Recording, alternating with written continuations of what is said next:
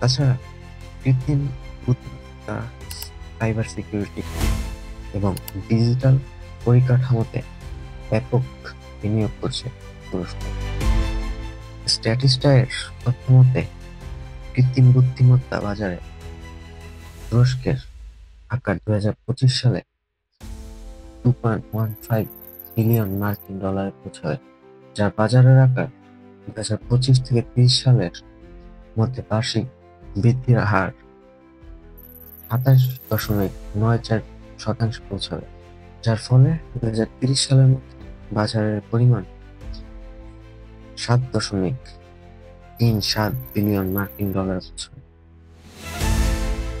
বিশ্বব্যাপী তুলনায় সর্ববৃহৎ বাজার হচ্ছে যুক্তরাষ্ট্র।